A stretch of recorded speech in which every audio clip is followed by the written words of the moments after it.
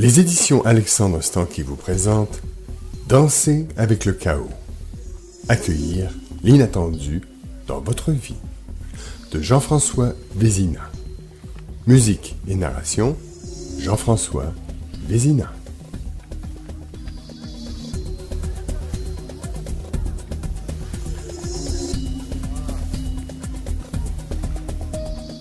Ce qui ne peut danser au bord des lèvres s'en va hurler au fond de l'âme.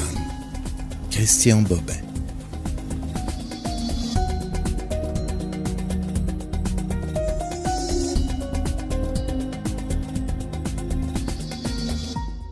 Introduction. Dès la sortie de la mer, la vie amorce sa grande conversation. Au matin des premières vagues, elle commence à nous bercer, puis nous retourne de tous les côtés jusqu'à notre dernier souffle. Comme l'étymologie du mot l'indique, une conversation est une invitation à être versée avec, telle une danse.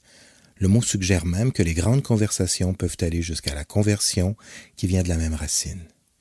Dans cette grande conversation avec la vie, tout ce qui nous tombera dessus et tout ce qu'on rencontrera en nous et autour de nous sera une occasion de lutter contre ou de danser avec, selon la portée de notre langage et de notre imagination. Mais alors que l'enfant embrasse cette conversation avec une totale disponibilité et répond à la vie avec une poésie et un génie qui nous émerveillent, comment en arriverons-nous à renoncer à cette poésie et à cette originalité? Notre poésie, bien au-delà des mots que nous utilisons pour converser, c'est notre façon toute personnelle et unique de rencontrer et de bouger avec la vie telle qu'elle est. Mais avec l'âge, au lieu de continuer à converser originalement avec ce qui nous entoure et de rester ouverts à l'inattendu, nous nous réfugions bien souvent dans le confort et l'apparente sécurité de la grande salle d'attente du monde. Cette salle d'attente ou salle des attentes nous maintient captifs avec ses nombreux magazines qui s'impriment dans l'inconscient et nous poussent à suivre les normes et la mode. Car depuis l'avènement de l'individualisme, qui nous laisse apparemment libres de tout choisir, c'est en nous-mêmes que nous trouvons les normes du collectif. Elles exercent aujourd'hui une pression interne et souvent très sournoise.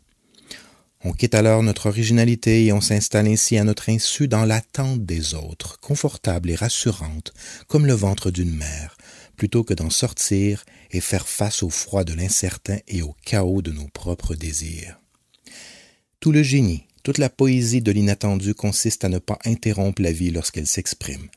Nos plans personnels seront toujours plus étroits que ceux que la vie aura à nous proposer. La vie a infiniment plus d'imagination que nous. Ainsi, au culte du populaire « Demandez, vous recevrez », je vous invite à étendre votre langage pour recevoir aussi ce que vous n'avez pas demandé. Pour ce faire, je vous invite à cultiver l'art d'inattendre la vie. Inattendre, c'est attendre sans attendre, avec une totale disponibilité tout ce qui peut arriver. Inattendre, c'est être tendre avec le temps, comme lorsque nous vivons pleinement chaque seconde et que toute attente disparaît. Inattendre, c'est attendre comme un enfant, c'est-à-dire être prêt à jouer avec tout. Plutôt que de ne rien attendre, c'est s'attendre à tout. C'est attendre et entendre la vie de l'intérieur, d'où le préfixe latin in qui signifie dedans. C'est donc entendre la musique dans la vie et danser avec tout ce qui se présentera à nous lors des 3 grandes danses ou les 3 grandes conversations que nous aurons à vivre, soit la grande conversation avec l'autre, la conversation avec notre vocation et probablement la plus difficile des 3, la conversation avec nous-mêmes. L'inattendu, ce n'est pas ce qu'on attend, mais ce qui nous attend. C'est ce qui est caché si profondément à l'intérieur qu'on ne peut plus le reconnaître de l'extérieur. Il risque donc de se présenter à nous sous la forme d'un de ces hasards nécessaires ou sous les traits d'un trickster, ce génie caché dans l'inattendu. La danse d'Hermès. Ce livre a été écrit avec en toile de fond un voyage au Tibet. Certains autres lieux ont aussi ponctué son écriture qui s'est étendue sur plus de 4 ans. J'ai ainsi passé beaucoup d'heures dans les salles d'attente des aéroports, ces espaces privilégiés par le trickster Hermès, dieu des routes, des voyages et des frontières dans la mythologie grecque, et qui nous fait prendre conscience bien souvent de la distance qui nous sépare de nous-mêmes. À l'opposé du discours dominant qui prêche le parfait contrôle de sa vie et la tyrannie du bonheur, le trickster offre une bouffée de fraîcheur. Contrant notre désir de perfection, il nous invite à être complet plutôt que parfait. Et lorsque nous voulons programmer complètement notre vie au quart de tour, il s'amuse à brouiller les cartes et à nous faire tomber. Bref, avec lui, le chaos ne se gère pas, il se danse. Danser avec le chaos, c'est sortir de la salle d'attente du monde pour entrer dans la grande salle de bal de la vie. C'est oser se lever debout pour bouger et converser courageusement avec cette vie qui nous retourne dans tous les sens. Danser, c'est d'ailleurs converser avec le déséquilibre. C'est épouser le grand vertige qui nous fait perpétuellement osciller entre la peur et le désir de tomber.